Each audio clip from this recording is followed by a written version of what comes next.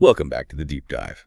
Today we are strapping ourselves in for a philosophical thrill ride, taking aim at one of the most stubborn and enduring ideas in intellectual history, idealism. And when we talk about idealism, we are talking about the notion that reality, at its core, is fundamentally mental or, consciousness dependent. Right. Think of the famous 18th century Bishop George Berkeley, who popularized the idea that to exist is to be perceived, esse percipi. Right. And for you, the learner, that concept often feels intuitively true for about 5 minutes. It sounds neat until you try to apply it to something basic, like if a tree falls in the forest and nobody's around, does it make a sound? And that's where it gets messy. If you lean into Berkeleyan idealism, the answer is often complicated, usually requiring the invocation of God or some other cosmic mind, just to keep the tree existing while you aren't looking.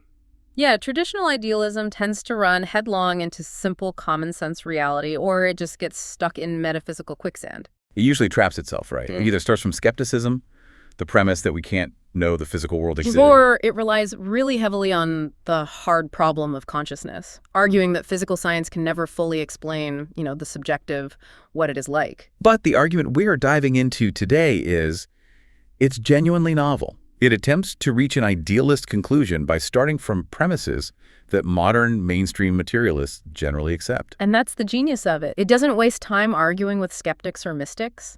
It starts with the language of science and common sense.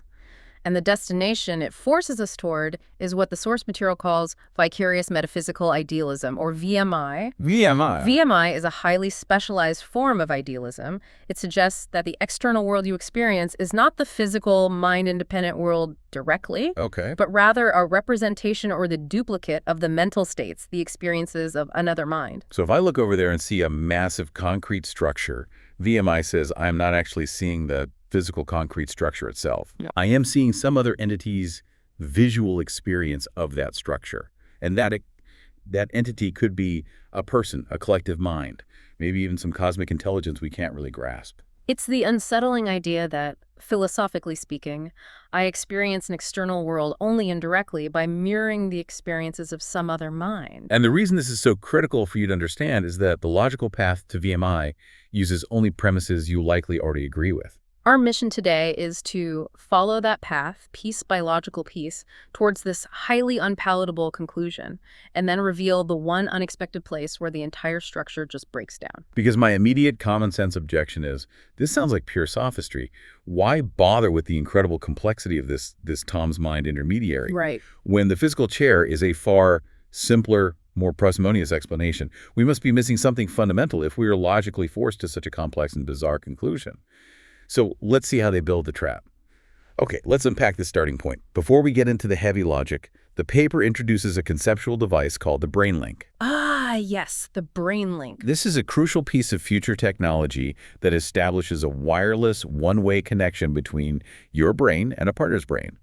And crucially, it copies their experiences, their qualia, directly into your mind, while suppressing your own memories and emotions for the duration. This scenario is engineered specifically to establish the philosophical possibility of vicarious experience. So imagine your partner, let's call him Tom, is on an exotic beach vacation. He's swimming in the ocean. And I'm linked up. You're linked up. You are the passive recipient of duplicates of Tom's qualia. You feel the cool water, the sun's heat, smell the ocean breeze, and taste the salty water, all as Tom is experiencing them. You're experiencing Tom's experience. This is key. You are a purely passive observer in this transaction. You can look, feel, and taste everything Tom does, but you have no agency. You can't tell Tom to move his arm. You can't alter the images or sensations entering his brain. Not at all. It's like watching an ultra-high definition, fully immersive stream, but you're not the one holding the camera. Precisely. And the thought experiment then forces a critical distinction between how you describe your perception. When Tom sees a fish swimming, we can use two descriptions. The first is the easy, common sense way we usually talk. We'll call this the direct perception, D description. D1. You perceive a fish swimming through the water. This seems true in the moment because the experience feels immediate and real. But the second description is the philosophically foundational one, the indirect perception, I description. You perceive your partner's perceptual image as of a fish swimming through the water. In the brain link scenario, the I descriptions are undeniably true. You are, by definition, receiving copies of Tom's mental states. And here's where it gets really interesting for you as the learner. The source argues that if the D descriptions are true in this scenario, they are only true in virtue of the I descriptions being true. Right. They depend on them. You wouldn't smell the ocean breeze if you didn't smell your partner's smelling of the ocean breeze. The ultimate object of your perception, transmitted via the brain link, is Tom's mental state, not the external object itself. And this isn't just wordplay. We can prove this by examining the concept of accuracy in the linked state. Imagine the device malfunctions. There's a glitch. Okay. Tom feels warm, but you feel cold. Tom sees blue, and you see green. When the engineers tune the device to increase its accuracy, what are they actually doing? They're entirely focused on making what it's like for me qualitatively more closely resemble what it is like for Tom. Yes. If Tom's view is distorted because he has blurry vision, an accurate link must mean the image is also blurry for me. If the device artificially sharpened the image, it would actually be less accurate to the vicarious experience. Exactly. The only standard of fidelity is the resemblance between your mental state and Tom's mental state. This drives home the point. In this vicarious setup, your experiences represent the world only insofar as they resemble those of your partner. The representation is strictly tied to qualitative resemblance. But wait, what if the link is totally scrambled? Let's say their experience of the color blue registers in my brain as the scent of roses. That's completely inaccurate. Does that mean I get zero information? No, and this is a subtle but critical detail that leads us to the next section. Even with completely inverted or crossed qualia blue becoming the scent of roses, you still gain information. Oh. Because if Tom experiences two colors as different, you will experience the scent of roses and the scent of, say, lavender as different. Your bizarre, inaccurate experiences still narrow down the epistemically possible range of experiences Tom is having. They preserve the structural relationships between Tom's mental states. That's a fascinating insight. Yeah. The relationship between the experience is preserved, even if the content is inverted. It still tells you something external. Precisely. Now, for the final devastating flourish of the brain link thought experiment. Tom falls asleep and begins dreaming of eating a cupcake. Right. You continue to see and taste his seeing and tasting of a cupcake. But, D4, you do not see or taste an external cupcake. There is no physical cupcake in the world. It's merely a dream within Tom's mind. That seals it. Since the entire chain of perception persists, even when the physical object is removed, the ultimate object of my perception, the thing I am receiving information about, is demonstrably the mental state of the other mind. The brain link proves that vicarious metaphysical idealism is at least possible. And the next step is to use common sense assumptions to prove VMI is necessary for all of us right now. So to transition from that hypothetical sci-fi scenario to our current reality, the argument relies on 4 premises, 2 of which are simple, foundational bits of common sense that almost everyone accepts, including materialists. We'll call them the 2 pillars. The first pillar is what they call the sense principle. The sense principle, CS1, this is defined as perceptual and sensory experiences are generally informative about the state of something other than themselves. Okay, that sounds like a philosophical truism. I mean, of course. But why is it so important to state it so explicitly? Because it's the common sense firewall against 2 philosophical dead ends. First, it rejects absolute skepticism about the external world. The skeptic says your perceptions only misinform you, or at least you can never be sure. Right. The sense principle asserts that perception, by definition, is a process designed for general success. You can only be wrong against a backdrop of general rightness. If our senses tell us anything at all, they must be informative about something external to the immediate sensation. And the second philosophical pitfall, which is even worse, is solipsistic idealism. Ugh, yes. The painfully circular view that what I perceive is simply my own perception and the only reality is contained entirely within my mind. And we must reject solipsism because it's internally contradictory. If a cat appears to me and I conclude the cat appearance is really just a seeing of a cat, I am forced to deny a fundamental intuition. Which is? My experience seems to be about an external object, the cat, that exists independently of my idea of it. The solipsist has to argue that everything is simultaneously exactly as it seems and not at all as it seems. That's a contradiction. It is. It's exactly as it seems because my inner seemings are infallible. But it is not as it seems because those seemings appear to be about something external, which the solipsist insists they are not. So the sense principle is our commitment to a non-solipsistic, non-skeptical reality. It doesn't tell us what the external thing is, only that something is external and our senses tell us about it. Correct. The information points outward. Now for the second pillar, which formalizes what we mean by informative. This one is often presented in highly technical language, so please, let's get the plain English version first. The information principle, CS2. Okay, the philosophical mouthful is, if A states are generally informative about B states, then, in general, fewer B states are consistent with a given A state than the set of possible B states, or fewer A states are consistent with a given B state than the set of possible A states. Okay, translate that into plain English, please. Give us the elevator pitch. Informational content, at its heart, narrows the range of epistemic possibilities. That's the core concept. To gain information is to reduce uncertainty. That is a much better way to think about it. If I see smoke, the A state, that single observation drastically reduces the number of possible situations, B states. It eliminates the possibility that there is no fire. Right. Or that the world is completely silent and still. It doesn't tell me the exact size or temperature of the fire, but it eliminates nearly all the non-fire scenarios. Or think about a medical test, say, a blood marker. That's your A state. If that marker is elevated, it narrows down the possible diagnoses, the B states, from thousands to perhaps just a dozen. The test works because the existence of the A state restricts the possible nature of the B state. And the crucial inclusion here is that this principle holds in general. It allows for probabilistic information and occasional failures. Of course. The blood marker might be wrong sometimes, or the student essay that generally informs me about the student's ability might occasionally be written by an AI. But if the A state is generally informative of the B state, it must over time narrow down the possibilities. So we have two safe premises. One, perception tells me something about something external to me, and two, telling me about something means reducing the possibilities of what that external thing is. And now we apply this ironclad common sense to the materialist view of the world. This phase is the conceptual hammer blow. It combines those two safe common sense pillars with a fundamental materialist assumption. And the result is, well, it's devastating. It really is. We're going to prove that our qualitative experiences, what it is like to see red or feel cold, are utterly useless when it comes to telling us anything about the physical structure of the world. So let's lay out the structure of the argument using our conceptual names. First, the sense principle. Experiences are informative about something external. Check. CS1. Second, the information principle. Informative states narrow possibilities. Check. CS2. Third, the arbitrariness claim. The specific relationship between my qualia and the physical world is arbitrary.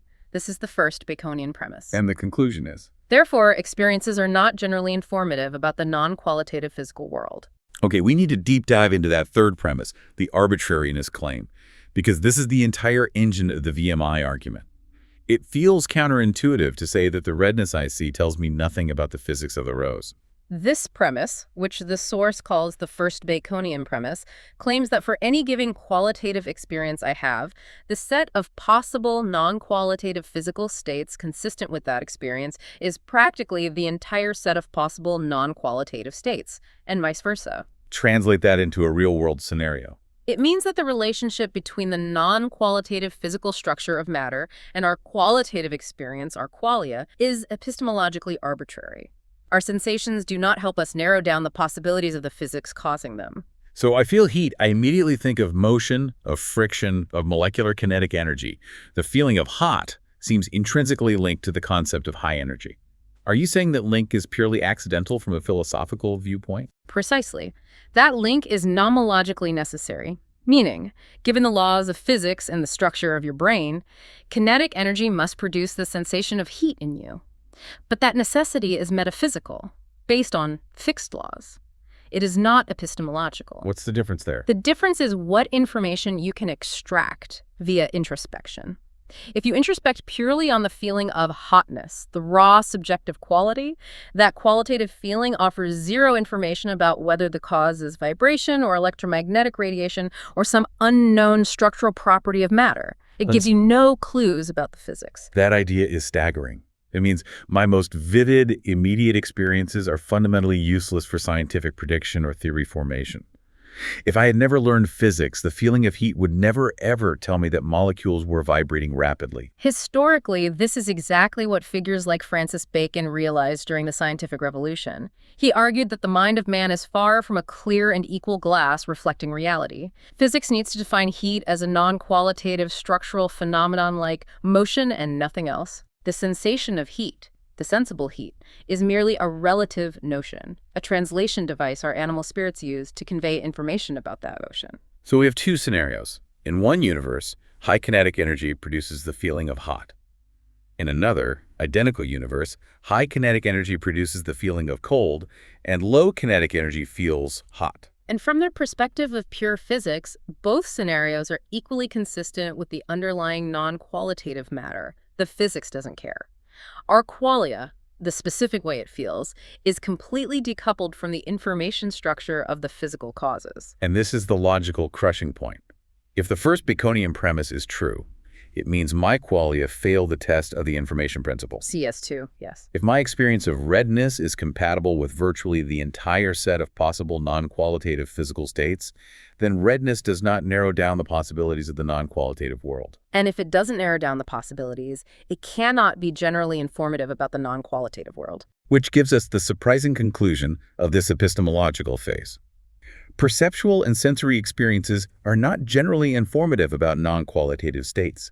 The colors, sounds, and tastes we experience tell us nothing about matter itself. Yeah. Okay, the trap has been set.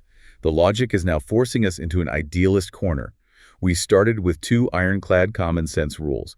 My perceptions must inform me about something external to my mind, Right. and they must narrow down the possibilities of that external thing. But we just proved they are absolutely not informative about the non-qualitative physical world. Exactly. The non-qualitative physical world has been eliminated as the object of perception. Therefore, the object of perception must be informative, external, and most importantly, qualitative. This leads us to the logical necessity expressed in VIA 5.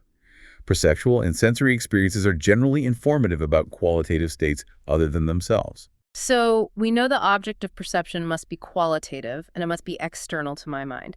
Now we have to use the process of elimination to arrive at VMI. When we look for external qualitative states, the paper lists three possibilities. What are they? A, mind-independent qualitative states, which is called pan-qualityism. B, my own qualitative states, which is solipsistic idealism. Or C, the qualitative states of other minds, which is VMI. Let's start by rejecting pan-qualityism.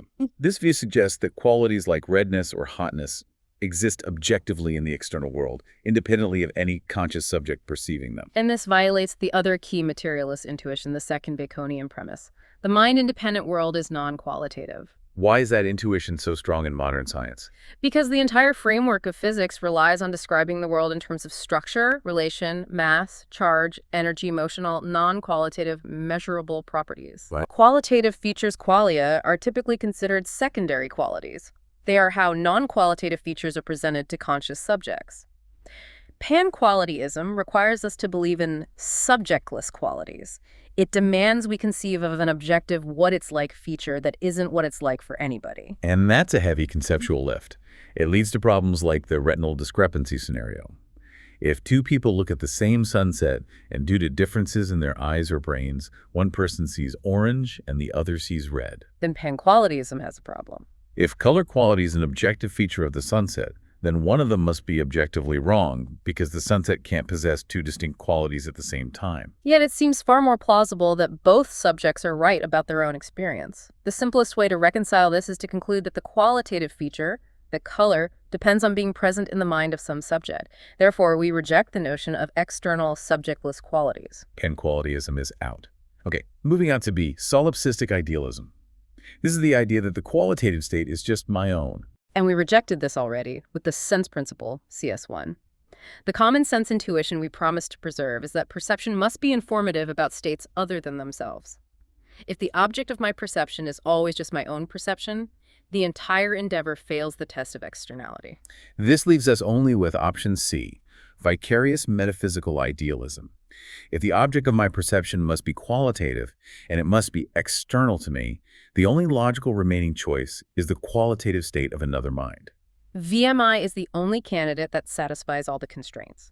It respects the second Baconian premise because the qualities reside in the mind of an external subject, Tom. And it respects CS1 because Tom is not me, so the information is external. And crucially, it satisfies the information principle, CS2.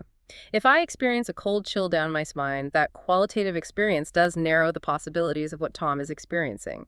He is probably experiencing something qualitatively like a cold chill, or maybe a sharp anxiety. The qualitative resemblance between our two mental states provides information, exactly as demonstrated by the BrainLink device. So the conclusion is logically inescapable if you accept the premises. It is. If perception must inform us about something external, and our qualia are epistemologically arbitrary with respect to non-qualitative matter, then the only informative object left is the mental state of someone else. So VMI forces us to conclude that perceptual and sensory experiences are generally informative about the qualitative states of other minds. I'm essentially viewing the world through a window into Tom's consciousness. It's a completely bizarre result, yet derived entirely from what seem like benign starting points. Yeah.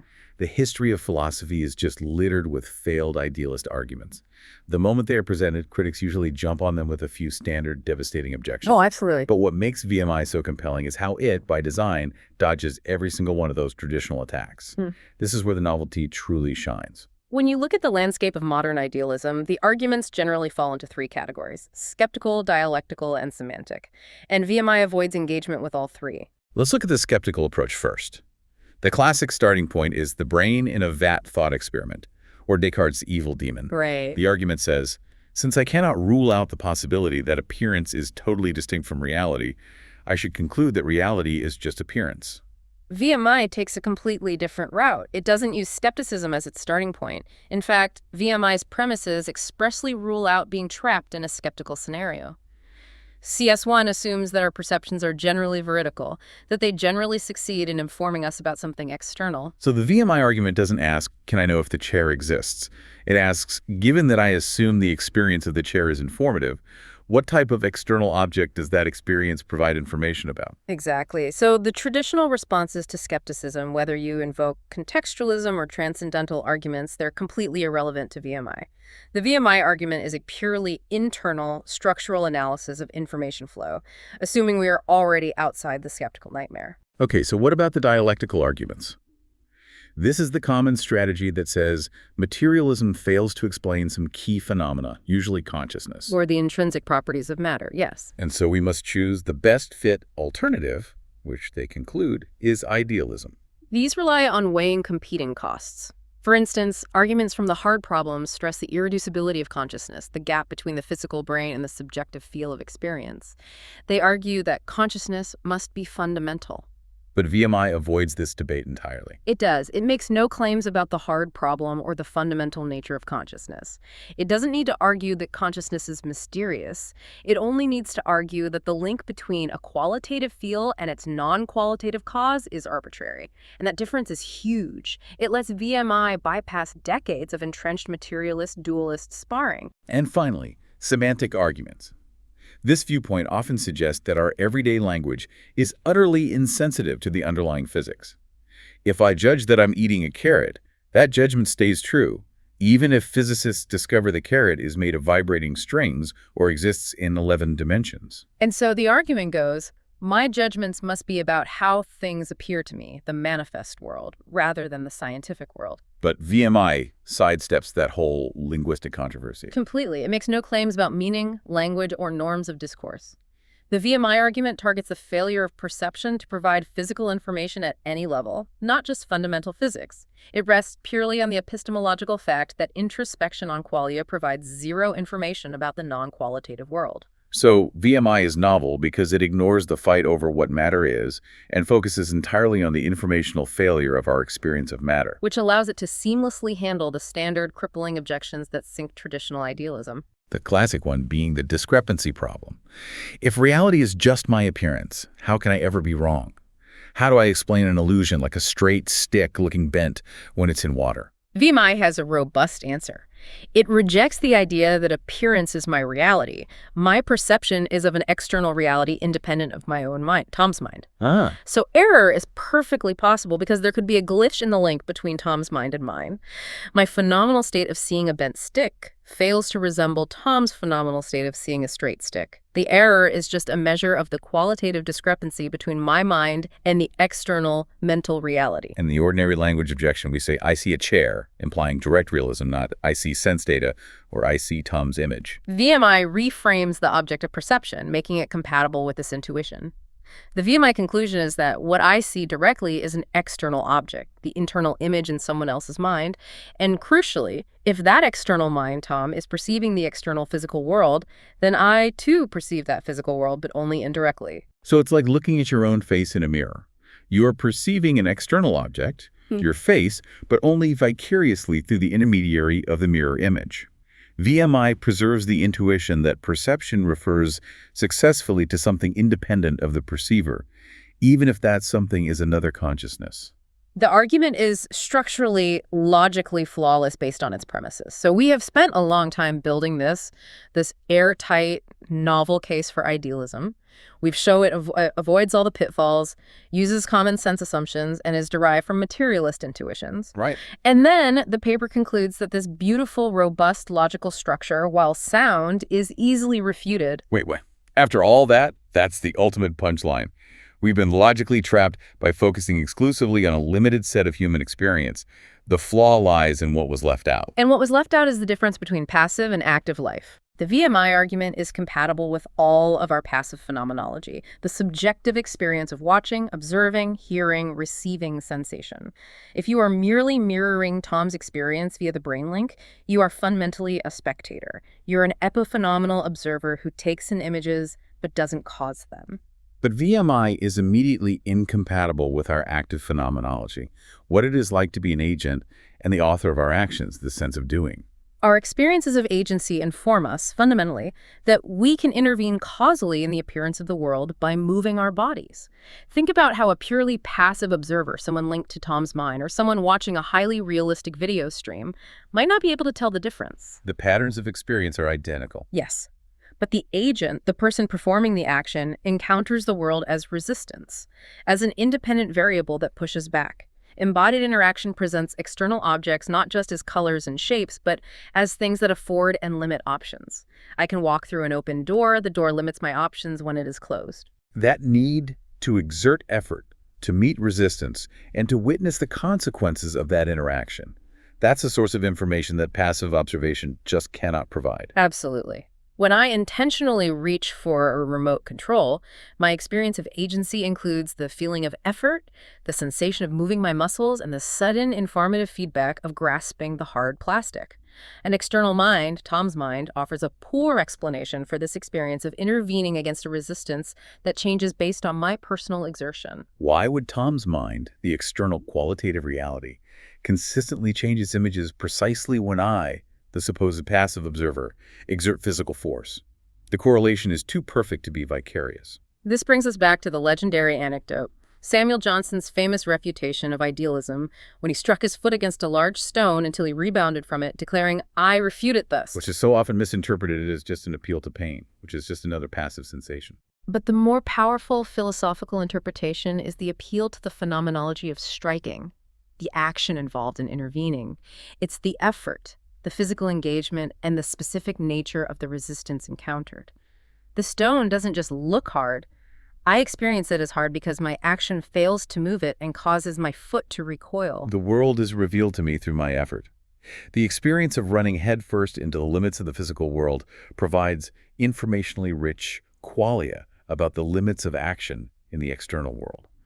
This type of information cannot be accounted for by the purely passive reception of another mind's sensations, because agency itself is the information source. And this act of refutation only works if we reject the philosophical stance known as epiphenomenalism, the idea that our mental states have no causal effect on the physical world. If my mental decision to strike the stone causes my body to move, and my body's movement meets real external resistance, that resistance provides undeniable information about an independent physical world that is not just someone else's mind. Mental causation has to be real. It's the necessary bridge to breaking free of VMI.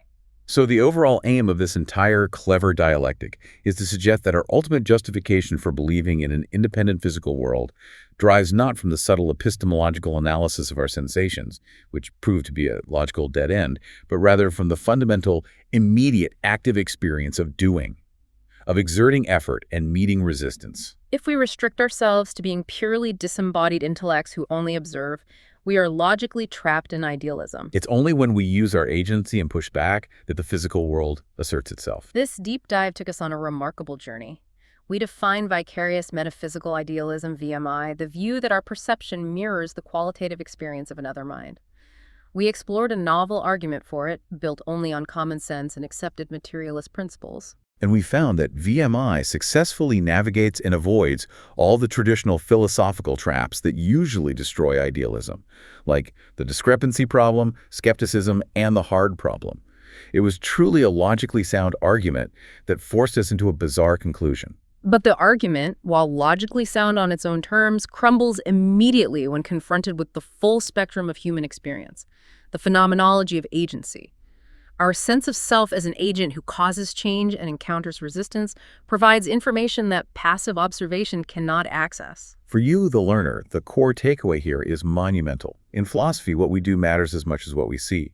Our sense of agency, the ability to interact with and meet resistance from the world, is a vital, often overlooked source of information that anchors our belief in an independent physical reality. It's the difference between merely watching a movie and actually playing the video game and feeling the controller vibrate with resistance. Which leaves us with this final provocative thought to mull over.